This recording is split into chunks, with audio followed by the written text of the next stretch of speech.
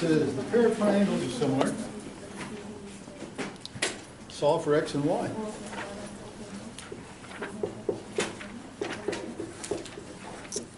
So they give us things shaped like this.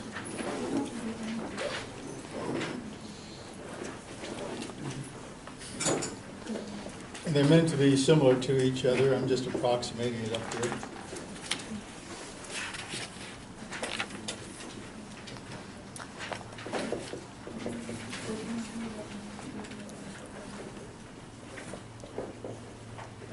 Okay, they want us to figure out what x and y are because they tell us they are similar. Okay, now telling us that they're similar actually has a mathematical idea behind it. Okay, I mean, yeah, intuitively, sure, they look similar to each other. One's bigger, one's smaller, that's all. But that has a math statement that comes along with it. And the statement is that the ratio simply means a fraction, the ratio of corresponding sides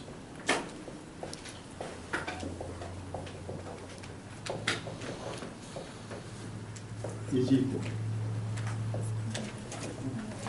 No matter what two sets of corresponding sides you choose to look at, that ratio is going to be equal to each other. In other words, it's a proportion.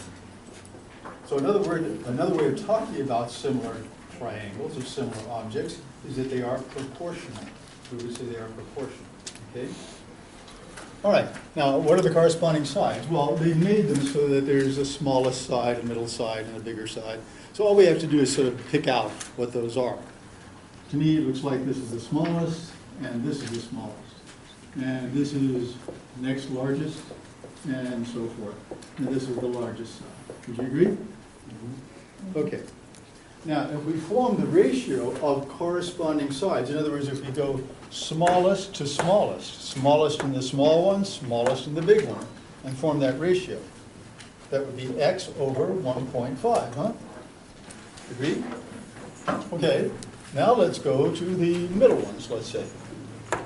Middle one in the smaller triangle is 6. Middle one in the larger triangle is 9. So that's going to be the ratio 6 to 9. These two are equal. Why? Because they're similar. If they're similar, they're proportional. There's a proportion. All those words sort of fall into place, but you've got to sort of work with it until they do fall into place. All right, now with the proportion, we know we can solve it. Cross multiply, here we go. That would give you a 9 times x equals 6 times 1.5. Okay, 1.5 times 6 would be? Nobody knows. You're going to have to ask somebody what 1.5 times 6 is. 1.5 is 1.5, right? You know, time out for the answers. Okay, 1.5 times 1.5. What's 1.5 times 6? It's going to be 9. 9.0. 9.0, exactly. It's 9. Okay, so 9x equals 9. Of course, you divide by the 9 so you can get the x. You want the x by itself. And therefore, x is equal to 1. All right, so we've got x. It's no longer a mystery. It's no longer an unknown. It is a known. We just got it, right? But we're not through. It's also true that that same ratio, 6 to 9, the ratio 6 to 9, which is the same as the ratio of 2 to 3. Now, those ratios can be expressed in any number of equivalent fractions. That's also true for the third side. So let's do the third side. All right, longest side in the smaller to the longest side in the larger. That's going to be 7 to y. Now we've got another proportion, and we can solve for y. Off we go. That would give you 6 times y is equal to 9 times 7. And 9 times 7 is? 63. 63. Okay, so dividing by 6, y is equal to, well, it's going 10 times, right? And 3 6, which is 10.5. Okay, so now we know what y is. It's 10.5. And this is all in yards, because they give us the stuff in yards. Does this make sense? These are not hard problems. It's just a matter of getting used to the terminology and, setting up the proportions. Is it correct to say off the bat that 7 times 9 divided by 6 equals what? Yeah, you can do that. Some people like to sort of skip a step and do that. That's okay. In other words, you're always going to have this product divided by that number. That's correct. Yeah. If you want to skip a step. Yeah, now, again, I'm going to caution you about these similar triangle and similar rectangle things. The only thing you can get wrong with these is the wrong ratio. In other words, when I put down x over 1.5, I was starting with the smallest side in the smaller triangle and going to the smallest side in the larger triangle, okay? And then I kept that up when I formed the 6 over 9 ratio against middle in the smaller triangle, middle in the larger triangle. So always, the smaller triangles is on top, larger triangles on the bottom. If you reverse that, you're going to get a 9 over 6 here. That's a completely different ratio. Okay, that's what's called a wrong answer. And you know my grader. Can you repeat that again? About the top again? Yeah, It's- what I'm doing is keeping everything uniform and the Uniform. same. So- I'm going to look at the smaller triangle in the numerator here, It's the the smallest. larger in the denominator here. Not, what about the middle? I'm not finished yet, I'm just in one side. Okay, Smaller in the smaller triangle here, larger in okay, larger. the smallest side in the larger triangle here. Over here, again, I went to the smaller triangle in the numerator and the larger triangle in the denominator. Same thing over here. Okay? Okay. So all the way across, the numerators have to do with the smaller triangle, the denominators with the larger triangle. Okay? If you switch in midstream, you will get a wrong answer. So you're saying that's regardless, like, had the bigger triangle been before the smaller one? Just in all cases, regardless of which number is going to be first? Like, say the 9 and the 6 were switched in that instance?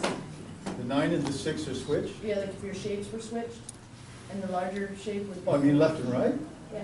Yeah, it doesn't make any difference. Yeah. So you could do it the other way. You could start out, let's say, with the smallest side in the larger triangle and put it on top, and then the smallest side in the smaller triangle on the bottom. Yeah, that's fine, as long as you're consistent. Just don't switch horses in midstream. You guys who ride horses, you know that, right? You don't switch in midstream. There you go. Into the stream, right? Yeah, you keep it going all the way across. That's the idea. Huh?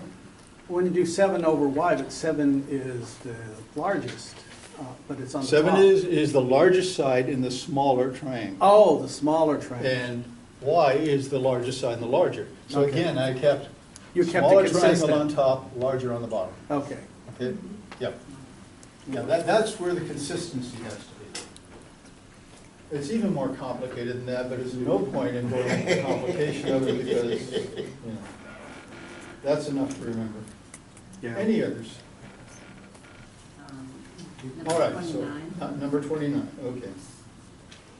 Park officials stocked a man-made lake with bass last year. Has anyone ever seen a man-made lake? There is one down south. What is it called? There's one, San Luis? there's one in New York. In New York? There's one called Bass Lake down south. And it's owned by PG&E, and it is a man-made lake. And the only way you can tell that is it looks a little bit too perfect. Right. When you're standing on the shore, the shoreline is absolutely perfect. You don't have any trees overgrowing or anything like that. No. It's like they trimmed it last year. It's just perfect. And believe it or not, they use it. It's PG&E, and it's fairly high up. It's a couple thousand feet up. And about once a year, they drain it, and they take the water out of the lake and go through a turbine and create power with it. And then they put water back in. And there's all sorts of boats around, hotels and stuff like that. It's a very nice place. There you go. I believe what they do is they bring the water up at night when there's low usage of electricity, and during the day, then they'll put it through the turbines because they have high demand. Isn't that wonderful? It's amazing, yeah, it's It's an amazing You're using area. gravity, it's great. Yeah. Yeah. Yeah. It's really wonderful. All right, we were doing this one, number 29. Okay, they stock a man-made lake bass to approximate the number of bass this year. Now watch this carefully, because you gotta pick up what's going on. You notice when you're doing a proportion like this one right here, X is to 1.5, is 6 is to 9, is one thing on one side, one thing on the other. Two ratios are set equal to each other, right? So to have a proportion, you've got to have two ratios, which means in a word problem, you've got to have two different situations, each of which forms a ratio. Okay, so let's look for it. To appreciate the number, to approximate the number of bass this year, a sample of 75 fish is taken out of the lake and tagged. Then later, a different sample is taken, and it is found that 21 of 100 are tagged. Approximately how many fish are in the lake, round to the nearest whole unit. No half fish, please. Okay, number 29. So let's go through it and realize we've just been told two events. Okay, one event's going to give you one ratio, the other event's going to give you the other one. All right, number one, 75 fish is taken out of the lake. Now that's the entire lake, right? So there's a population in the lake. They want us to find out what that population is, so we call it by a letter. What shall we say? F for fish? F is total population in the lake. Okay? So the very first event involves that F, right? Because it says 75 fish were taken out of the lake. So out of the total population, which is F, right, 75 were tagged. So let's write a ratio. 75 out of F. Okay, we don't know what that population is. That's why we call it a name. Remember a while ago I said the key to algebra is calling your unknown by a name? This is why. You call it a name, all of a sudden you can write something mathematical about it. Well, now you can solve a proportion because you called it a name. Okay? The second event says a different sample is taken. It's found that 21 out of 100 fish are tagged. Okay? So that means this is event 1. This is event 2. All right? 21 are tagged out of how many? 100. Now, again, watch what happened here. It's a little subtle, so you got to pay attention. The number tagged is in the numerator here. The population is down here for that event.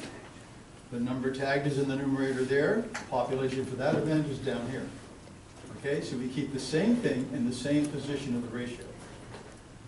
Now, assuming they're equal, which is a big assumption, especially with fish, because they school. Okay, that means they don't distribute themselves equally. They stay in schools. A lot of them do anyway. All right, we cross multiply. So that's going to be 75 times 100 is equal to 21F. All right, that's 7,500. And now we want to divide by 21, so we get the F by itself.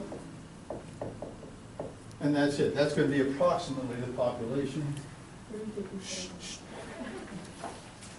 Tell me. This is my only time I get to know my calculator. This is the most reliable calculator on the planet. Really, and this is at least 20 years old. I find out it's 357.1428571. Isn't that beautiful? Look at that. All right, now it says, sorry, we don't want half a fish, so you go over here to the ones position, because that means they want you to round. Well, you can't round until you go next door. 5 or greater, no. So this is approximately 357 fish in the lake. Okay? I hope you're getting the feeling for how algebra works, because this is an algebra problem. Okay, it's got an unknown in it. That makes it algebra. And the important thing is you're solving a mystery. And the mystery is what's called the unknown. And the way you're solving it is creating a relationship between the unknown and things that are known. But in order to do that, we've got to call it by a name. And the name in this case is F. This is the basis of algebra. This is, if you go into the algebra class 2 semesters from now, that's all you're going to be doing is this kind of thing. Okay? All right, any other questions on this one? Okay, so let's take it a little further.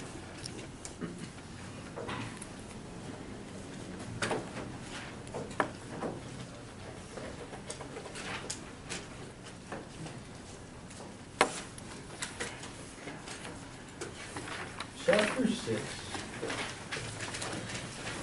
Okay, chapter 6 is on what's called percents. Now, first of all, what we run into here is a problem in our attitude, you know? What's your attitude? I've heard that before. Okay, but it is here, because everyone thinks they know what a percent is, right? Oh, a 20% off sale at Macy's, huh?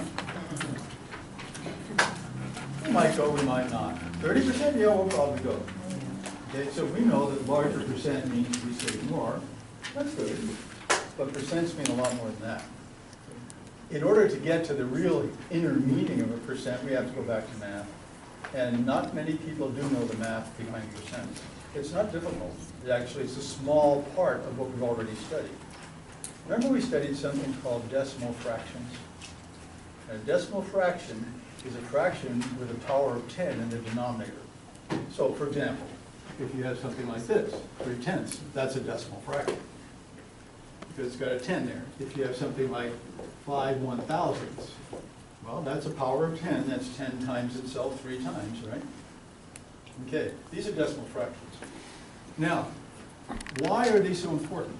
Because they're very easy to write as decimals, right? 3/10 is 0.3. That's 3 in the 10th position, in the place value of the 10th, right? This is going to be 5 in the 1000th position. That's 5 thousandths. So how easy it is to write them as decimals, simply because they're decimal fractions, okay? The decimal system was made to solve the problem of mixed numbers. For example, if you have 4 and 3/10, that's a mixed number. It's a whole number, and then it's got this fraction here. Notice that is a proper fraction. The numerator is smaller than the denominator, right? You do not have improper fractions in mixed numbers. That's considered bad form. Okay, so that's a mixed number. Well, we can write that very quickly in decimal form. The 4 stays a 4. There's your decimal point. 3 goes in the 10th position. Boy, that wasn't hard. That thing is a decimal. Now you can work with it on the calculator. Very simple. Huh? So the decimal system does solve the mixed number problem very well for certain mixed numbers, meaning for certain fractions.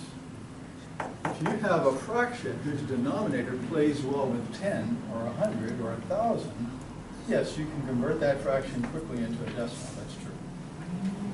That's what we found out recently. Now, what is a percent?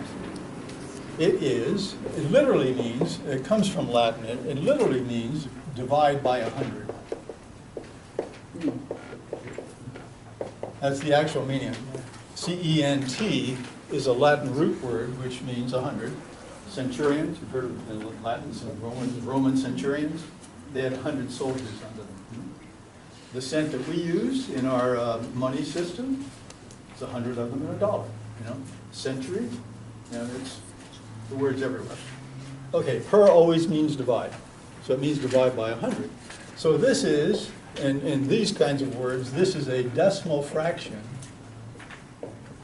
with a denominator of 100.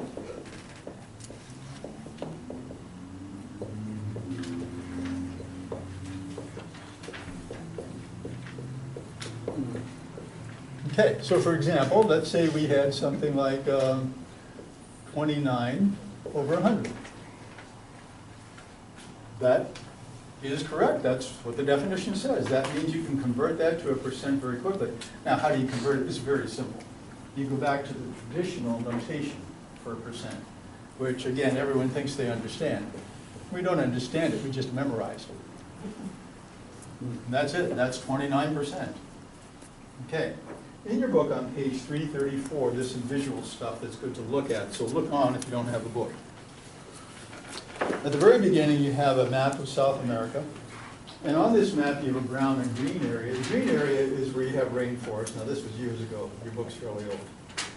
Okay? Rainforest, and the rest, of course, no rainforest. Huh? And by now, you can be sure the green is a lot smaller. It's the way it is. They don't have any sense of ecology there. And as a result, the whole world is going to suffer. All right, what they did here next door to it is pixelate that picture. All right, that's our modern word for it, right? So they took South America and made it into little pixels, browns and greens. And they did exactly 100 pixels, okay? So all of South America contains 100 of those little squares. And they're saying, the little blurb up above, it says 45% is rainforest. All right, 45% means if you count up the green ones, you're going to get 45. If you count them all, you'll get 100. Okay? So 45 per 100 is 45% of South America. Now, if you wanted all of South America, how many of them would have to be green? 100. How many? 100, sure.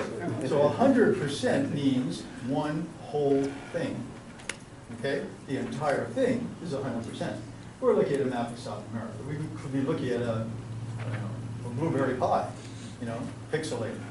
All right? But if all of the 100 boxes were considered, then you'd be talking about 100% of the pie, or one pie. So 1 is the same as 100%. The relationship between the whole number 1 and percents is 1 equals 100%. Okay? 45% is less than 1. It's not quite a half of South America. Okay? All right, down below they have another thing. They have the population of Virginia. It's divided into ethnic groups. It's got 21% African American, 72% Caucasian, non-Hispanic, 3% Asian American, 3% Hispanic, and 1% other. Then they took all that and put it in a box which is 10 by 10. Guess what that is? 100 little boxes. Okay, 10 times 10. And you can see AA for African American, C for Caucasian, H for Hispanic, A for Asian, and 0, I guess, or O for other. Okay? So it gives you a feel, a visual kind of feel for what fraction is African American and so forth. All right, it can be done with anything. Now what we want to do is, how many types of numbers do we have now? We have whole numbers that we're used to counting with, right? We have fractions, and we may be less used to those. Usually fractions take a while to get used to. Some of the fractions are nice, some are not, this kind of stuff. And then we have decimals, huh? That's the types of numbers we're dealing with now. What we want to do now is incorporate percents into this whole bunch of numbers so that we can go between them. If we have a percent like 35%, we want to be able to write that as a decimal because we use calculators. Calculators are decimal machines. We want to be able to go back and forth between these two. So our first job is going to be conversion. And we'll take several steps to do conversion. Right now, we're going to start out with converting percents to fractions.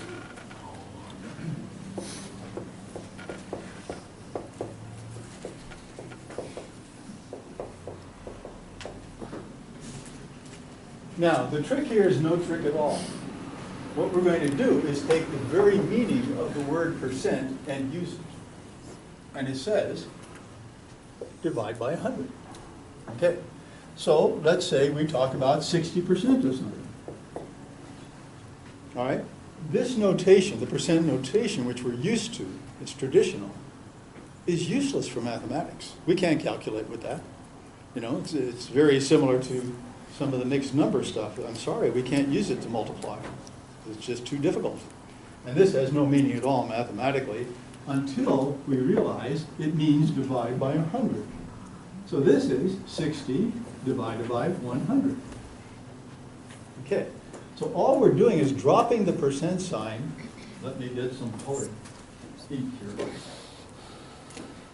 We drop the percent sign and divide by 100. We change that into this. Okay? As far as we're concerned, that means this.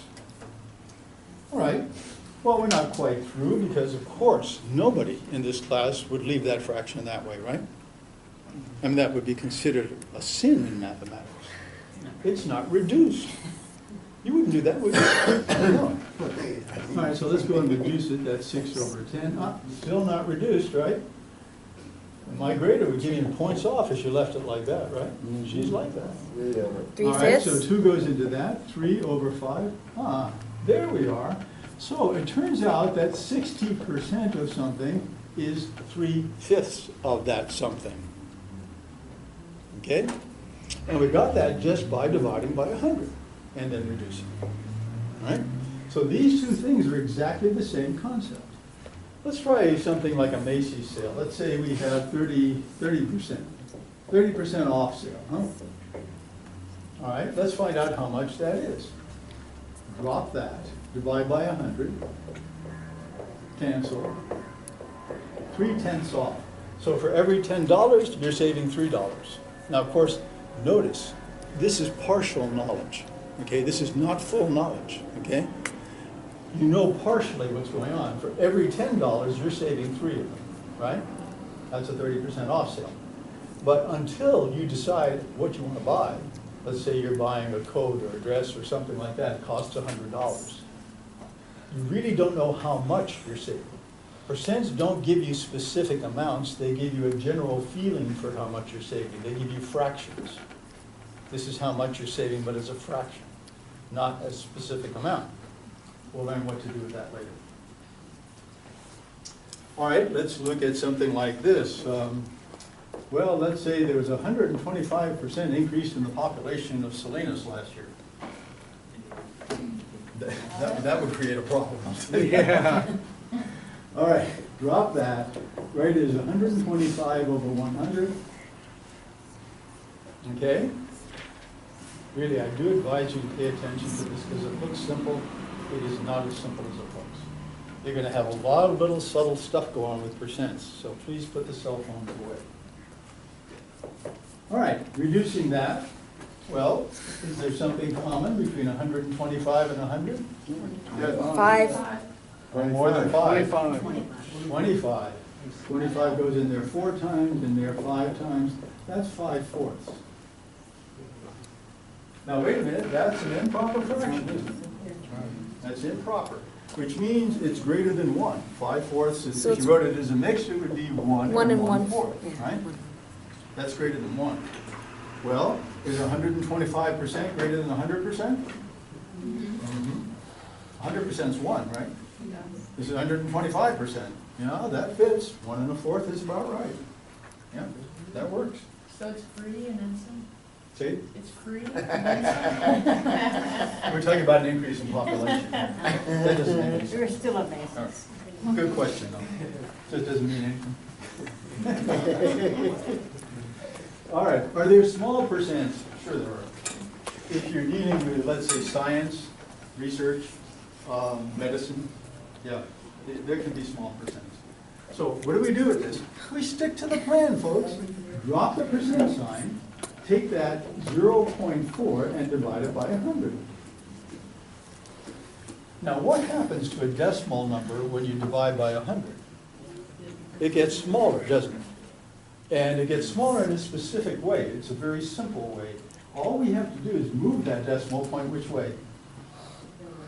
To the right? How many people to the right? All right, go back and start the course again. No. Let's to the left. Smaller, it's got to go to the left. How many spaces? 1. No, look at the number of zeros. Oh. That's the number of times you're dividing by 10. 2. 2. Each time you divide by 10, it goes 1 to the left, huh? So that's 2 to the left, so it becomes 0.004. Now what's that? That's the decimal. You can put a leading 0 if you want. That's the decimal for 0.4%. That's a very small number. That's 4 in what position? Thousands. That's 4 thousandths. Yeah. That's small. Okay? But that's what it is. Okay. Now, oh, I gave it away already. I shouldn't have done that. All right. Let's look at some weird percents, and weird only from a math point of view. The process remains the same. We're always going to divide by 100. So let's look at something like this. Suppose they ask us about 33.33%. Now, actually, you do see that on some sales, huh? Yeah. 33.33%. Yeah. So let's find out what fraction that actually is. All right, we do the same thing. Always drop that. Take 33.33 and divide it by 100. All right. Well, it's a mixed number. Change it to an improper. Do you change to 34%? Very improper.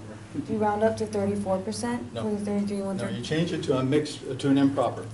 Here's how you do it. 3 times 33, 99, 99 plus 1. 100. Ah, so this is 100 divided by 100. Now, once again, don't be put off by this notation. It's a strange notation. So shift back to the book's notation. Write it as 100/3 divided by 100. Okay? Now think of that as 100/1. And then flip it over and multiply. So this is 100/3 times 1/100. Ah, No. now we can see the light, right? Mhm. Boing, boing. That's 1/3 off. Yeah. So the percent for 1/3 off is 33.33%. If this map of South America had 33.33 of those boxes green instead of 45, then 1/3 of that country would be rainforest. Okay. So now, talk about a number that doesn't play well with 10. 1/3, you know about 1/3s, right? Those are repeaters, right? But in this particular situation, you get this wonderful canceling going on, and there it is. It pops right out to be the fraction of 1/3. Okay, let's do some more. Are we only doing them by 100 for right now? Always divide by 100, that's right. Now, there's a couple ways of doing it, okay? For example, let's take another, just choose one from the book here. They want 25%. Okay.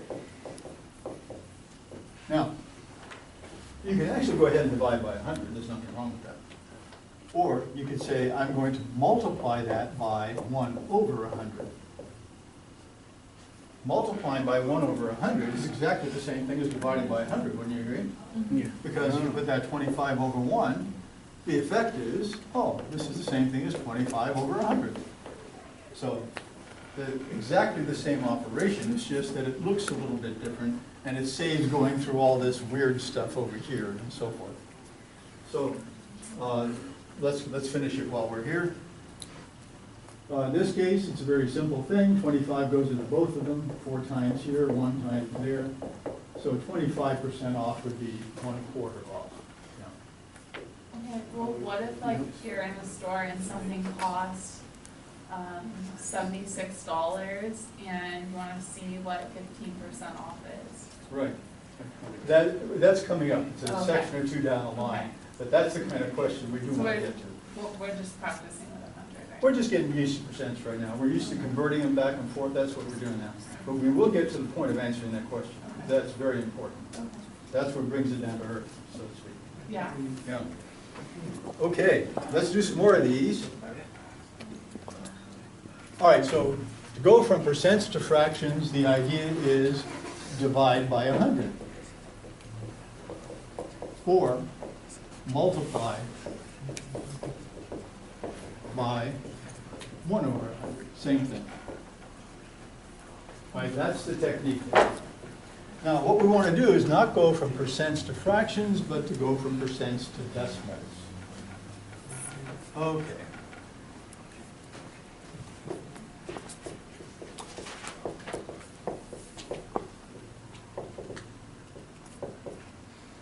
Nothing changes. I mean, decimals are just another form of number. It's not like this is a big deal. The concept of what we're doing is still, oh, we still have to divide by 100. But When you divide by 100 or you multiply by 1 over 100, you're asking for a fraction to come out of that because you're using a fraction, okay? So what we're going to do instead is multiply by 0.01. Now why? That's 1 in the 100th position. That is 1 over 100, okay? But that's going to lead us to a decimal instead of a fraction. Why? Because it is a decimal. So let's do some of those. Let's do 31%. We don't want it as a fraction now. We want it as a decimal. So we're going to drop this and take the 31 and multiply it by 0.01. Now if you remember, when we were talking about powers of 1/10, and this is 1/10 times itself twice. It's 100. All right, what you do with that is it does move the decimal point. Which way does it move it?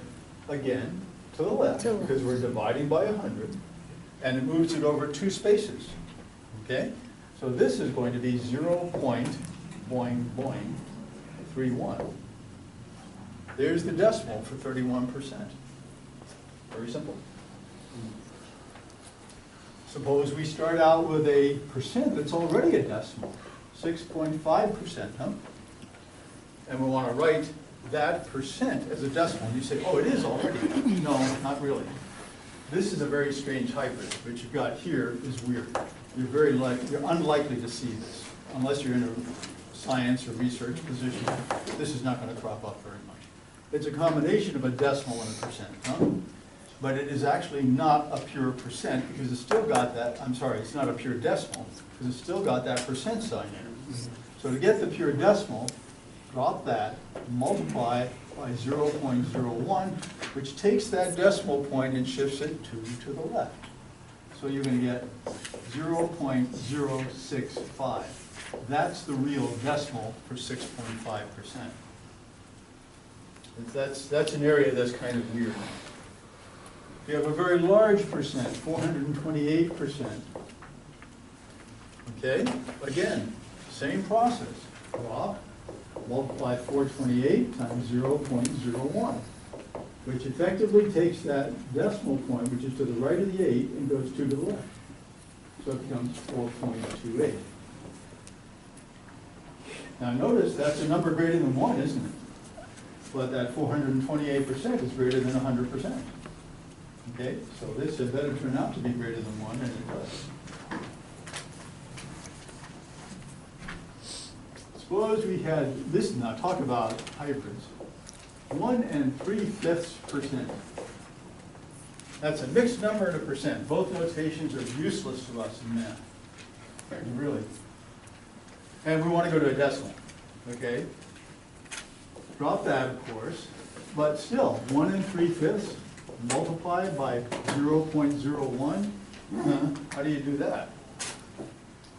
Well, the easiest way to do that is change that 3/5 to a decimal. How do you do it? Well, 3/5 is almost a decimal fraction. 5 plays very well with 10. If I multiply top and bottom by 2, I get 6/10. Oh, as a decimal, that's 0.6. All right, so now what do I have up here? I have 1 and that, which is 1.6 times 0.01. This moves that decimal place 2 to the left, and this becomes boing boing. So that becomes 0.016. That's the decimal for that. So what we're doing is taking all different shapes and sizes of percents and using the basic idea of divide by 100. We're just using it in a different way here because we're after a decimal, so we're using that multiplier of 0.01.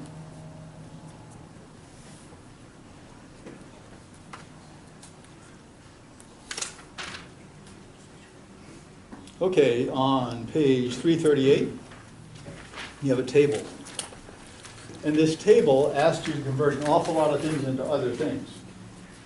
Either it'll start with a decimal and ask for a fraction or a percent. I'm sorry, I said it wrong. this table does show you the conversion between certain very, very common percents and their fraction and decimal form. Now, what does that mean? Memorize it? Yeah, that would probably be a good idea. But notice the very, very common percents. You start out with, of course, 100%, 50%, 25%, 75%, and so forth. And those are the decimals and those are the fractions. Now, some of them that are a little less well-known, maybe 1%, 33 1/3%, 66 2/3%. But notice the fractions are very nice fractions. And the decimals are also listed. The 33 1/3% and the 66 2/3% do give you the repeating decimals. All right. On page 339, it says, find the fraction form for the percent given in the sentence. 7.2% of adults suffer from asthma. The source is the Natural Center for Health Statistics. So all they want you to do is take that percent and write it, in this case, as a fraction, 7.2%. Okay, we're converting. We drop the percent sign. Now, we want to go to a fraction, so we're not going to use 0.01 now, because that would go to a decimal. So we're going to use divide by 100. Or, if you want, you can say that's 72/10. You can convert that into a fraction. Remember what you do, convert a number into a fraction, is take the number without the decimal point and divide it by the power of 10 indicated by the far right-hand place value. That's in the 10th position, so that would be 10. And now we want to divide that by 100 or simply multiply it by 1/100. And now you can do some canceling there. Certainly 2 goes into these things. 2 goes into that 50 times. 2 goes into that 16, isn't it? No, sorry, 36 times. 36 times. And we can still do another one. 2 into that 25 times and 2 into that 18 times. Okay, so we end up with an 18 on the top and 10 times 25 is 250 on the bottom. Well, we can still do it. There's even more to go. It gives you a 9 on the top and 125 on the bottom, because 2 goes into both of those. Dividing by 2 here and dividing by 2 there. All right, so there is the fraction indicated by 7.2%. Now what that means is, now this is the adults who have asthma. It means that 9 out of every 125. That's almost 10%. That's close to 10% of all adults. That's a pretty big section of the population. Says right here, 93% smokes, so maybe that's why. That could be an example. All right, let's do some homework. This is 6.1.